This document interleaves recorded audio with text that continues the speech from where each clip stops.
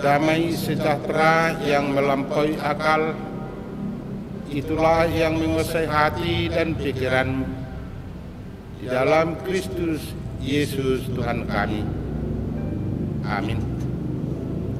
Bapak, Ibu, Saudara yang dikasihi Tuhan, firman Tuhan yang menyapa kehidupan kita di pagi hari ini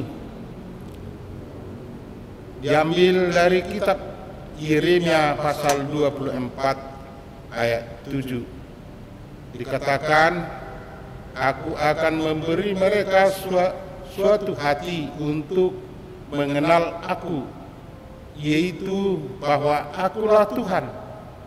Mereka akan menjadi umatku, dan aku ini akan menjadi Allah mereka, sebab mereka akan bertobat kepadaku dengan segenap hatinya.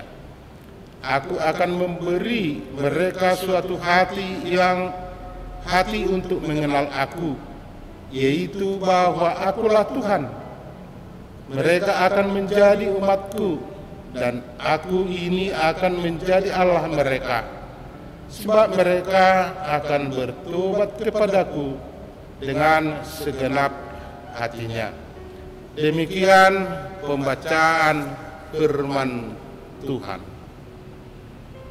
Bapak, Ibu, Saudara yang dikasihi Tuhan, dalam konteks firman Tuhan yang kita dengar di pagi hari ini, Yeremia menganalogikan yaitu bangsa Tuhan, dianalogikan dengan buah pohon ara yang baik dan buah pohon ara yang tidak baik. Dalam konteks firman Tuhan yang kita dengar di pagi hari ini, buah ara yang baik adalah mewakili orang-orang yang telah ditangkap dan dibawa ke pembuangan pada tahun 597 sebelum Masehi. Tuhan tersenyum kepada mereka yang dibawa ke Babel.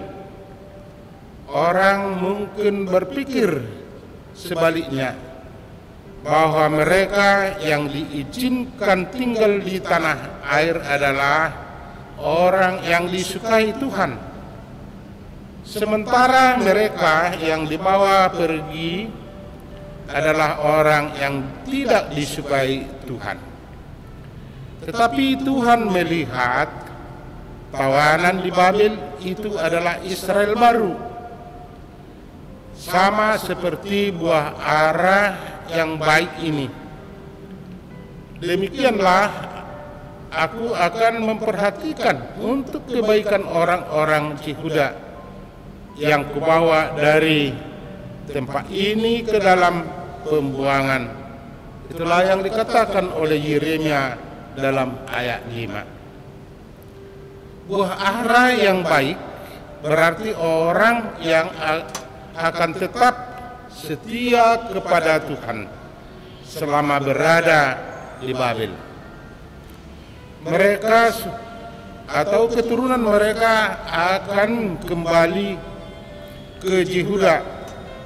Itu boleh kita baca dalam Yeremia pasal 29 ayat 10 hingga ayat 14. Dan berbalik kepada Tuhan dengan segenap hati. Yeremia mengatakan dalam Yeremia 31 ayat 31 hingga ayat 34. Bapak, Ibu, saudara yang dikasihi Tuhan, reaksi itulah yang lazim. Ialah yang ditawan itu adalah orang-orang buangan Tuhan, buah ara yang jelek. Sedangkan yang tertinggal adalah umat perjanjiannya, buah yang baik.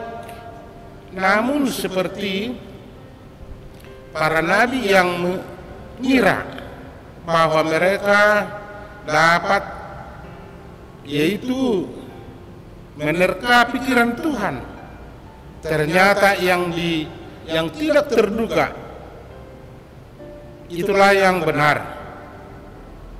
Masa depan bangsa itu terletak pada yang ditawan, bukan pada rejim Zedekia yang berkhianat. Tuhan memerhatikan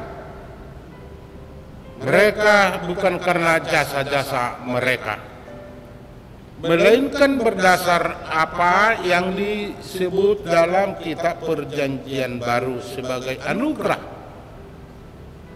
yakni kebaikan yang telah dirancangkannya untuk mereka. Dikatakan, aku akan mengarahkan mataku, aku akan membawa mereka kembali ke negeri ini.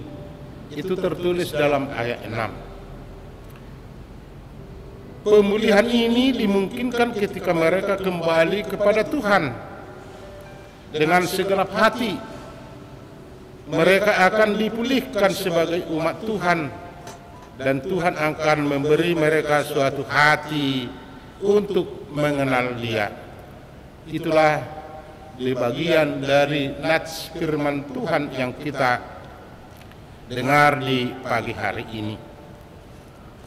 Kita tidak bisa menentukan yang dikasihi Tuhan atau dibenci Tuhan berdasarkan apa yang tampak di hadapan kita. Ingatlah bahwa apabila penghakiman Tuhan mulai bekerja, yang pertama-tama berkenaan tidak selalu orang yang paling buruk. Bapak, Ibu, saudara yang dikasihi Tuhan, janji Tuhan dalam Yeremia pasal 24 ayat 7 mengatakan, aku akan memberi mereka suatu hati untuk mengenal aku, yaitu bahwa akulah Tuhan. Nabi Yesayas juga berkata bahwa pengenalan akan Tuhan menandai pemerintahan Sang Penebus yang dijanjikan. Itulah yang kita lihat dalam Yesayas pasal 11 ayat 9. Jadi Yeremia mengingatkan kita bahwa kebahagiaan dalam hidup kita seharusnya tidak datang dari kecerdasan kita atau kekuatan kita atau kekayaan kita, tetapi dari pemahaman dan pengenalan Tuhanlah yang telah menunjukkan kasih setianya keadilan, dan kebenaran.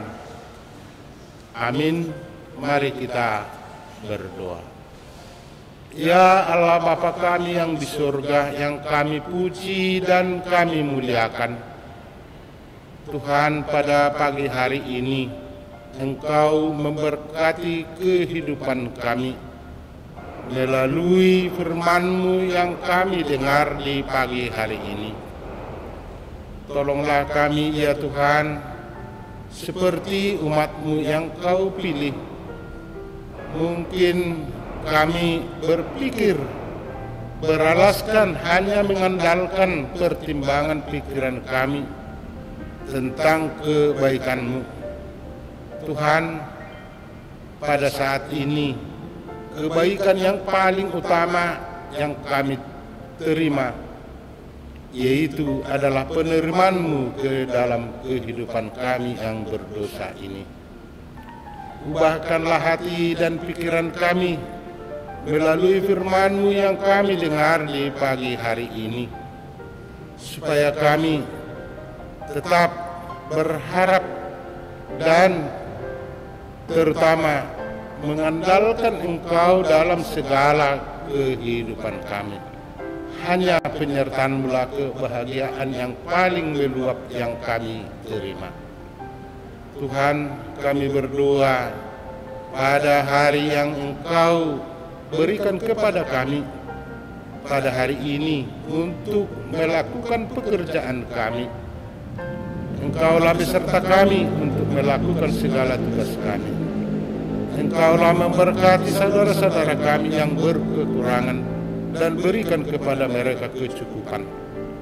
Demikian juga Tuhan, tetap kami doakan kepada saudara-saudara kami yang mereka berbaring karena keadaan sakit. Sembuhkanlah mereka, supaya dapat mereka menjalani kehidupan mereka dalam kebahagiaan. Engkaulah Tuhan yang kami sembah dan kami puji selamanya. Hapuskanlah dosa kami. Kami berdoa hanya di dalam Kristus Yesus Juru Selamat kami. Amin.